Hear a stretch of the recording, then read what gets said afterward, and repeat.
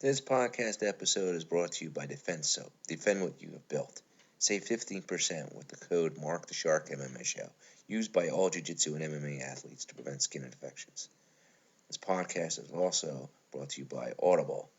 Go to www.audibletrial.com/MMA Show, and you get a free audiobook when you sign up for a 30-day trial. The podcast is also brought to you by the Renzo Gracie Academy of Ramapo Valley. Save 10% with the code Marc the Shark MMA Show.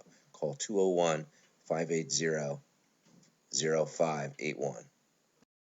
This is Marc the Shark from the Marc the Shark MMA Show.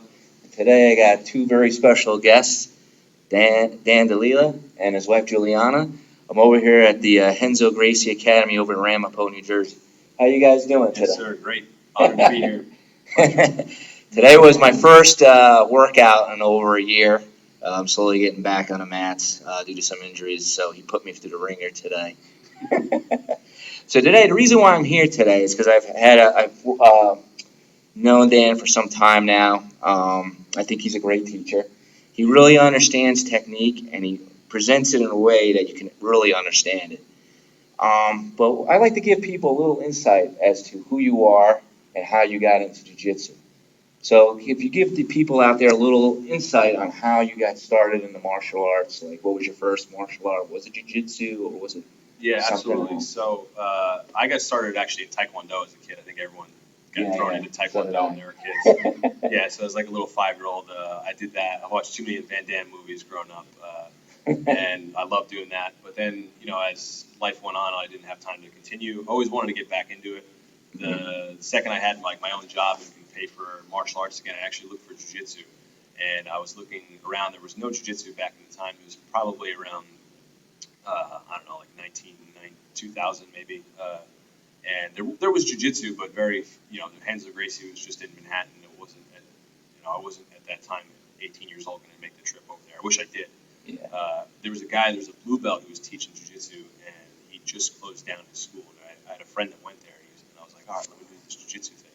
And the guy closed his school, and he's like, that guy closed down, but I'm going to do this other thing. I'm going to go do Kempo karate. And he's like, it's like, stand up, like street fighting. And so I was like, oh, great, I'll do that. All right, so then I ended up missing out on the opportunity to do jiu-jitsu, and I did Kempo karate for 4 years. And then I was doing that for a while, loved it.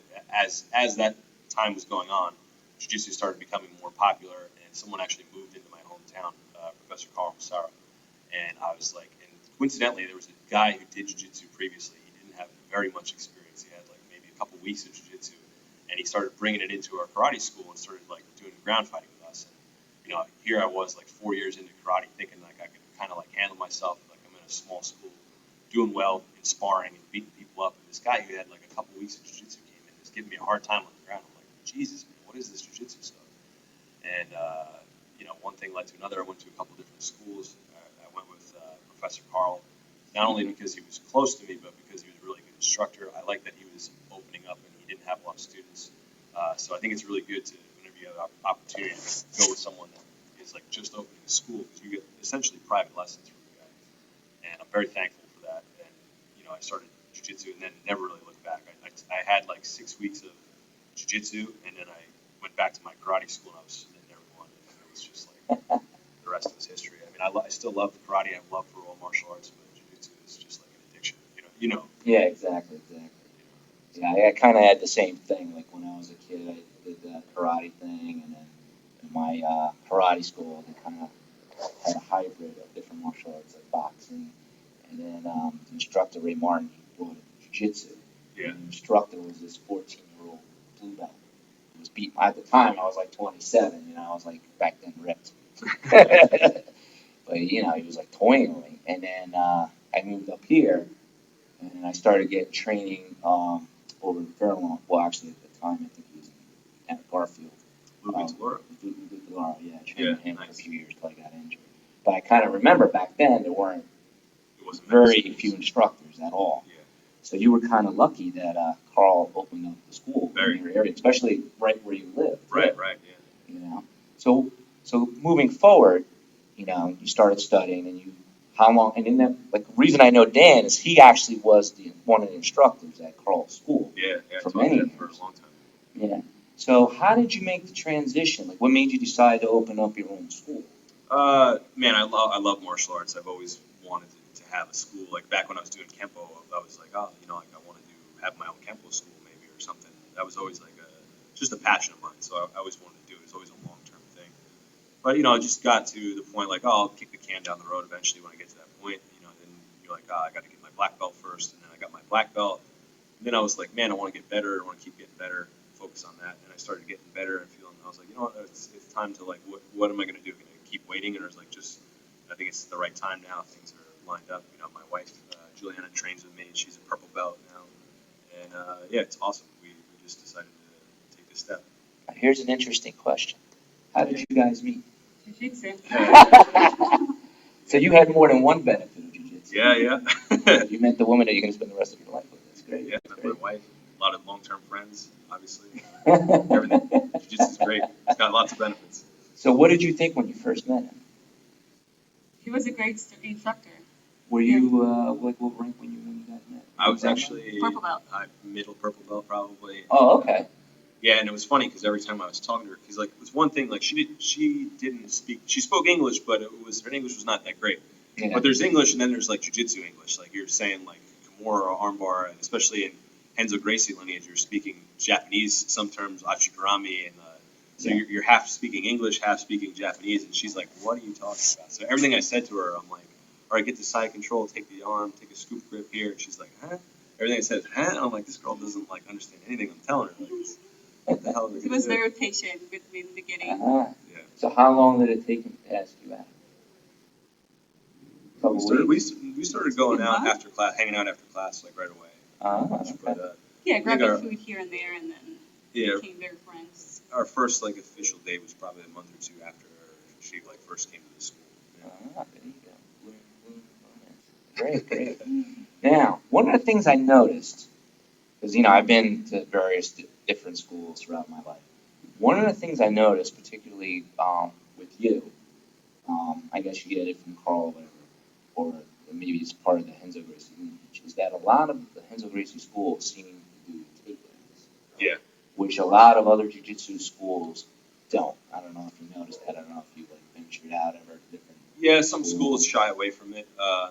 I tend to train with a lot of Renzo schools, and I've been to some other non-affiliated schools. Some drill takedowns, but then like when it's time to go live, everyone just sits their butt. And even within Renzo Association, some people shy away from takedowns. But I've always loved takedowns. Renzo himself is a judo black belt as well. Mm-hmm. Obviously, a phenomenal wrestler. Professor Danaher is a fantastic wrestling coach. A lot of people don't even realize how good his wrestling is.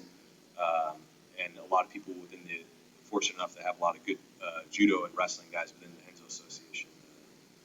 Travis Stevens, Gary St. Ledger are awesome judo guys, and for a million more people that I can't even think of off the top of my head. But so it's I very. went to a Travis Stevens seminar once. He's a very intimidating dude. Oh yeah, he's a monster. Like normally, like you look at a guy, right, and you just like have that eye contact and be like, "What's up?" You have eye contact with him, and he looks like he wants to kill you. And his takedowns are vicious. Yeah. Anyway, so what's your opinion on that? Like, do you think more jiu-jitsu schools should be doing takedowns? Do what makes you happy. Like me personally, like I wouldn't be happy doing jiu-jitsu if all I knew how to do was pull guard. Like I'm a big believer in learning how to at least be competent on your feet. Like if you don't study takedowns, you're not going to be able to defend a takedown. So that's a big thing. It's like, oh, well, I'll just like pull to a safe position. You want to at least know what to do when someone's trying to take you down. You don't have to be an Olympic wrestler or Olympic judoku, but you want to be able to defend a single leg, be confident that like, all right, if they're going for this, I can go for this kind of counter here, or at least you can start to see when things are starting to go wrong, where it's time to abort on trying to take someone down and just be defensive, start pulling offense, use your guard pull as a weapon rather than as your only option. Yeah. And I find it also kind of funny, though, is because jiu-jitsu is a ground-based martial art that, the way I think at least, if you happen to get in a street altercation, if you can't take the guy to the ground, Yeah. jiu-jitsu, in my opinion, is kind of useless. Yeah, you also want to use it in reverse too. You don't Yeah. want to be taken down all the time, right? That's a big misconception as well. It's Yeah. like people are like, oh, you're a jiu-jitsu black belt. Well, like, what if you're going against 5, 6 guys? Well, I'm not going to try to take someone down. First of all, if you're going against 5 or 6 guys, good luck. You know, there's a lot of misconception. Been out there, done that. Yeah, You know, a few altercations. yeah. There's some people that pull it off, but like most realistically, if you're going against multiple attackers, you're probably in for a long night. But if you can, you don't want to go. That's not the situation where you want to be taking people down. It's when you want to use it in reverse and stay on your feet. And then, of course, you want to be able to take someone down if you have to, right? You don't want to just be pulling guard. Like, the sport jiu-jitsu aspect has made people sit guard and play the points game, but you want to be able to take someone down when you need to. For sure. Now, did you study in judo? Not formally. I've taken classes, taken seminars. I was fortunate enough to actually have a judo black belt start with me when I was a white belt. Shout out to Judo Jim Purcell. Was a good training partner of mine. Yeah. Taught me a lot. Also, Professor Carl was very strong with judo from Renzo Gracie lineage, and all the Renzo Gracie guys that I just mentioned before have all learned from all those guys. Now, Jim actually gave you a compliment. I don't know if you ever heard this. He actually thinks that your judo is like the equivalent to what your brown belt. Yeah, I don't think so. But that's what he says. Yeah, maybe one or two throws every now and then. Broken clock's right twice a day, so every once in a while I can do something right. But I think I'm still a low level in judo, you know. But it's nice. It's a nice compliment. Thank you. Yeah, and then one of the things I also noticed about you is that your game is very well balanced. Yeah. Like some people just do guard, some people are really good on top, some people are really good with leg locks. You seem to be well rounded. What do you think contributed to that? Did you focus? Do you train that way, or did it just happen to be that way? I don't know. Like I do have some specialties for sure, but I think just a lot of time on the mat. Been doing this for almost 12 years now, so you know you hang around jiu-jitsu long enough. As long as you're open-minded and you practice a lot of different things. Like if I see something in jiu-jitsu, I don't want to ignore that and be like, whatever. I want to learn what that is, even if I'm not going to use it. So at least, especially as an instructor, I want to be able to relay that information to my students in case they run up against that, how to counter that, what are the major pitfalls that you don't want to walk into there. But I just like to open my game up and play different things. Like, you know, my style of jiu-jitsu is never just to force my game upon people and just be like linear, right? If you don't want to meet force with force. If you're trying to be rough with me, I'll go light and try to go around that. If you're trying to be light, then I'm going to be a little bit more forceful. You know, I always try to do the opposite of what the person's doing. So my game, I can open my game up and play a lot of different styles to make it work around people, if that makes sense. Now, what would you say would be your favorite submission? Leg locks. I like leg locks. Back attacks, actually. My strongest position is definitely back attacks. Yeah. If I can get Now, that. do you prefer gi or no gi? I like. So I'm a traditionalist. I came up in the gi. We spent a lot of probably 5 days in the gi and 2 days in no gi. And you know, nowadays it's mostly like 50-50. As a black belt now, I'm expanding a lot more into the no gi, spending time on my wrestling and stuff. But I still really have a love for judo. I want to get a judo black belt in the future. I want to also, you know, improve I'm still just going to improve everything. But you know, it's 50-50 for me. Okay. Now, do you follow sports jiu-jitsu or MMA? Like, what do you mostly follow? Do you follow Everything. You follow everything? Everything. Okay. You following up the ACC? Of course, this weekend's going to be a big weekend. Rooting for all the Renzo guys. Shout out to Gordon and Gary and Nicky Ryan and all the other guys. Now, who do you see winning the absolute? Well, I'm rooting for Gordon, but that's a throw. You know, there's so many variables that go into that. You know, how did their division go? How does that's a tough thing. You know, you got guys that are upwards of 300 something pounds that are coming in. That's a tough nut to crack, no matter who you are, to deal with that. Let alone adding on top of that whatever kind of variables of injuries or how your matches go. You could have 6 matches that go the full duration, and you go against a guy who's 300 pounds who's submitted all those guys. Not that that's happened before, but like, you know, there's no way to shout it out who's going to win. But like, I think the favorites to win that. I mean, there's so many tough guys. You got everyone thinks Buchecha is going to be his year because he's never done it or you got a lot of. I mean, you don't even know who's in it yet, but there's like some guys that are expected to be in it, and there's been a lot of injuries and pullouts this ADCC. And do you think Clark's going to win the weight division again? Or? Man, if he was healthy, I would think so. But he's coming back like from ridiculously serious injury in such a short amount of time. Like he's a savage to. Knee injury, right, or something. Did I see him in the videos? He's got like He some completely advice on completely his leg. tore his LCL like 6 months ago. Came back from surgery. Now he's jumping into the Olympics of grappling. Like pretty serious. Where did he leg locks? Yeah, where he's gonna have people throwing heat at him. Plus, he loves to troll people on the internet, so that he gets them going. Everyone wants to try to kill him. So. Now Gary's going back. Yeah, Gary jumped in. He's back. He was supposed to do an MMA fight, so, but that didn't. I don't know what the details were behind that. Yeah, because he's 2-time silver medalist. Mm-hmm. So do you think he'll be able to pull it off this year? 'Cause he's been mostly focusing on MMA. Yeah, I always have faith in them, but they got. It's like one of the most stacked cards. Like he's got one of the most stacked divisions there. I mean, anyone who's in that division could be a potential winner. But of course, I always have faith in them to get the job done. Now for the super light, we need that. Tough to say. I mean, like I think experience plays a big role. Galval has 3 times. I think he's 3 times super fight champion, and I think this would be a record, right, or something like that. Yeah, If he wins this, I believe think so. he'll hold the record. yeah. But I think his wrestling may play a big role. I don't think Felipe Pena's wrestling is as good. He also came off a recent knee injury, so I don't know. We'll see. I don't like to make predictions. These guys are all beat anyone on any given day. They all tap each other, or all beat each other on points. But I think Galval is probably the better wrestler. I could see it playing out that way if I had to make a prediction. Now, when you have your students come in, particularly like white belts, what are your, as an instructor, what are your first thoughts as to like, how am I gonna introduce jiu-jitsu to this person? Well, jiu-jitsu could be so many different things, so I like to see what their interests are. Like, so normally when you come in, I get your experience level first. So if you call me up and you want to do an intro lesson, say, okay, like, have you ever trained before? I want to get an idea. If you've trained at other gyms, if you're familiar with jiu-jitsu, are you afraid of like making body contact? Are you getting into this for self-defense that you have? Are you a fan of MMA? So I always like to say, like, what's your interest first? I see if they're interested in the sport of jiu-jitsu, like maybe they have a friend who competes and they saw a competition, they want to do that. Do they want to do mixed martial arts one day?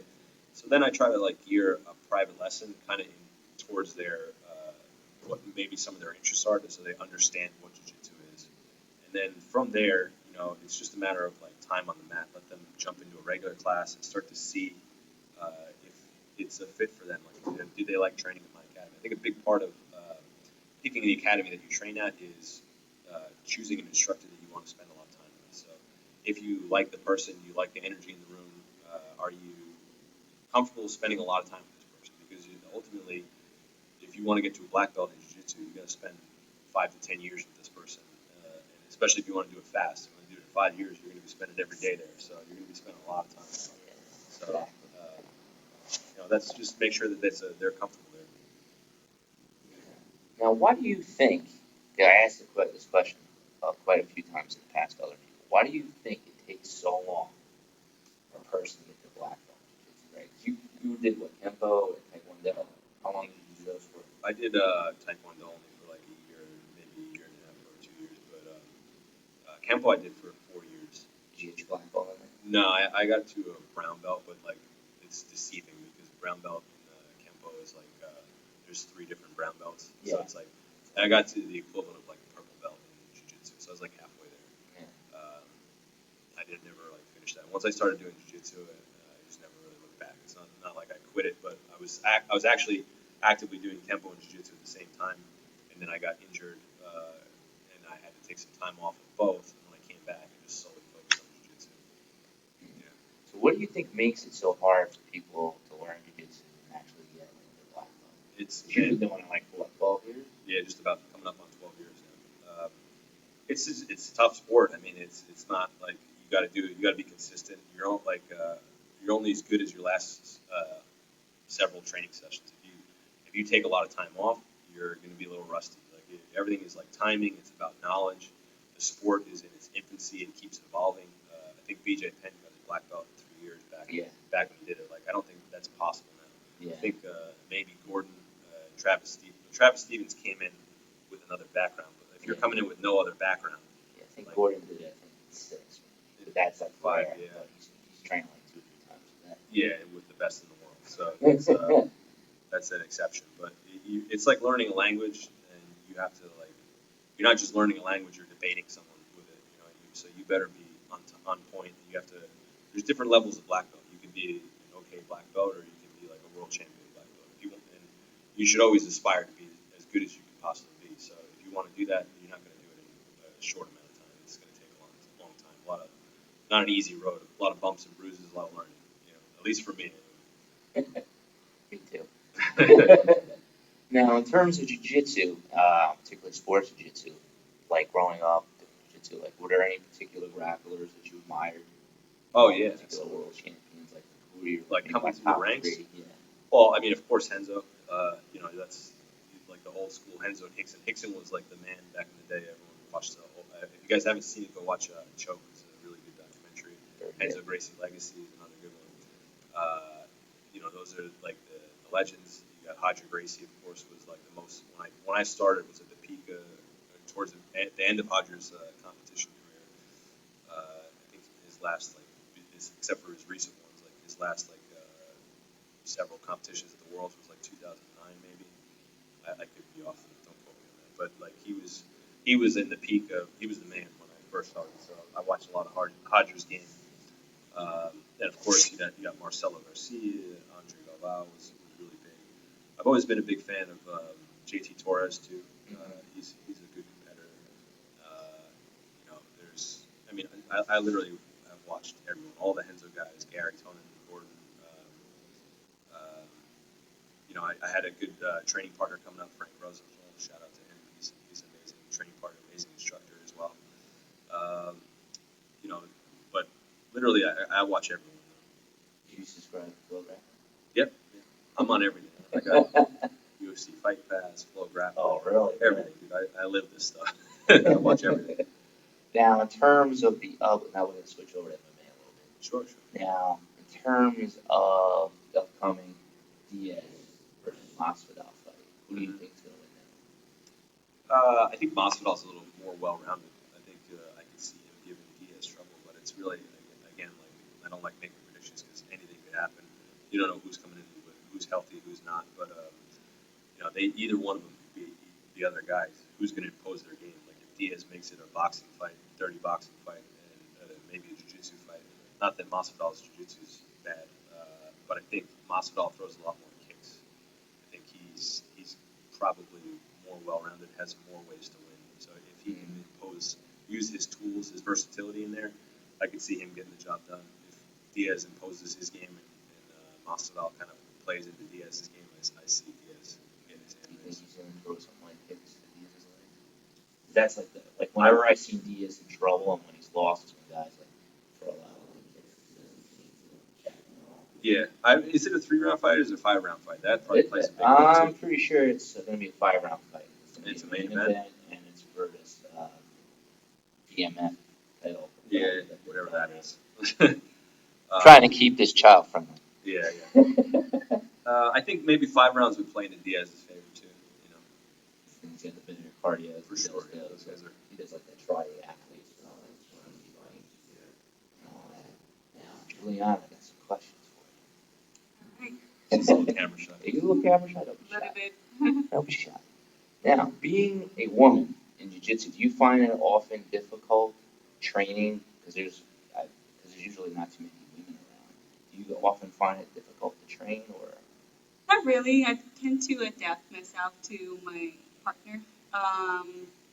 When I started, there was only one girl. I started in Brazil, and it was me and another girl, and all the guys were big. So it started that way, and so I started training with the mindset that it doesn't matter who I'm going against. So I just want to train and adapt myself to the game.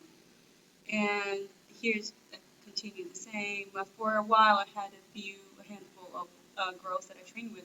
It's good to practice, and because the girls give a different feeling than a man, at least for me, I usually go with the bigger guys. It's different. Girls, I guess our center of gravity is a little different than the man's, and also some strength. I feel it's a little different, and we're more flexible usually. So it is different growing with girls and guys, but I just tend to adapt myself with anybody that I go with. Now, for you, do you do any other type of training? Like, do you do like weightlifting or running? Like, do you do anything else to complement your jiu-jitsu training? Yeah, nothing crazy. I do a lot of body weight calisthenics. I try to do some basic gymnastic stuff. I do some kettlebells and stuff. But I have injuries from a long term, like doing martial arts for over almost 2 decades now. So I try to do things that are around my body, do what I can as I can. I don't tend to do like a lot of too much like bodybuilding or lifting. I do some like cleans, some kettlebells, swings, snatches, just some stuff for explosiveness. But I focus a lot on the jiu-jitsu technique. I'm kind of old school in that regard. It's probably not necessarily the best thing to do if you want to be like modern day athletes. These guys, you got to train like a professional athlete. You got to be doing it every day. But I just do enough to keep myself healthy to train every day. Since now it's a business for me as well. Now, what about in terms of flexibility? I know you're very flexible. Do you do like yoga or anything like that? Yeah, I love yoga, hot yoga. I'm big. We actually have hot yoga here at the gym. We have regular yoga here as well in our facility. So that's awesome. I do love to do that. Unfortunately, I don't have a lot of time to do it, so I just do regular yoga at my house when I can. But I'm a big believer in flexibility. Try to stretch, avoid as many injuries as possible. And the better you can move your body, the better you're going to be able to do any kind of sport. Or just move in general. You want to be able to be mobile. That's a big thing. Do you follow the Gracie diet? No, I follow the seafood diet. What I see, I eat. Now, in terms of your program, like when did you guys open up here? So it's been about 4 months. We're still in the beginning stages. So we opened up in May, and now we're just getting back into like back to school time. We had the summer, we got some initial members, and things are now picking up more now that people are back on the regular schedule, not spending all their days at the beaches. So it's good. Okay, now just so everybody knows, I just want to throw this out there, just in case I didn't throw it out there. This school is located in Ramapo, New Jersey. Yeah, Mahwah, New Jersey, Mahwah. aka Ramapo Valley, hence the Renzo Gracie Ramapo And Valley. what's the address of this place? Key Drive. 95 McKee Drive. We're right off Route 17. Okay. And it's a great facility. They got, the mat space. If you wanted to get like a weightlifting workout back there, you can also do that after the class as well. Now, in terms of your program here, another thing I like about what you do and other Carl is that you actually broke up the schedule where you actually have a program where you split up the sparring part Yeah. from the class, Yeah. which most schools don't. It's usually like the class might be just an hour, maybe an hour and a half, and they work it out in that time frame. I personally like it because if you just want to get good cardio workout that day, you just want to be in and out, just want to break it in and out. Right. And if for some reason, you're banged up and you don't want to roll, you can just go to the class. So it's a benefit. Yeah. What made you decide to keep this type of schedule? I think it had a lot of benefits when we switched over to it. Not only did it offer more options to the customer, which I think is good. Like you said, like you have some people that are injured and they don't want to come in. Like if you have a class where it's just like the old school jiu-jitsu is like an hour and a half, or maybe like it just says an hour and a half on the schedule, but sometimes you're rolling for 3 hours, and there's no like guideline as far as what's going on. That can be intimidating for someone that's injured and then they end up staying home on the couch. I want to see you guys come in and train whenever you're possible. Like even if you're injured, jiu-jitsu has so many things you can do. You can work around injuries. I have a lot of students. Some people have banged up foot or something. Some people have like physical limitations and coming back from a back surgery. Like you trained today, you just had a foot surgery. Yeah. We were able to have a great training session. And, so dividing up the class like that, I think it's important because the consumer can come in and they can choose to do just the drilling, or if they want to do just the rolling, that's good. And then also, there's a lot of technique that goes into jiu-jitsu. I'm big on details. I'm big on trying to work on all these things and use 45 minutes to focus on that. And then you guys, if you can stick around, you do a lot of training sessions. But the only downfall of that is some of you guys out there are just skipping the drilling and are coming in and just rolling. And some of you guys are skipping the rolling and just coming in and drilling. You're supposed to do both. You can skip and do one or the other, but make sure you guys are getting them both in whenever you can. Don't be skipping. Now, if they wanted to contact the school, because the thing's probably going to stop soon, the timer, how would they get in touch with you? Looks like, is there like a phone number or just or a website? Like, how would they get in touch with you? Yep. If they So want to set up like an introductory class. yeah, our website is rvbjj.com, like Ramapo Valley Brazilian Jiu-Jitsu.com, and my phone number is 201-580-0581. You can reach out to us. Our social media, Facebook, Instagram, Yep. we always answer anybody. All right, guys. So that's pretty much it in a nutshell. We got to get you guys here on the mat. Renzo Gracie Ramapo Valley. Dan, it was great chatting with you. Thank you. Juliana, it was great seeing My you pleasure. again. Everybody out there, don't forget, nothing's more important than jiu-jitsu.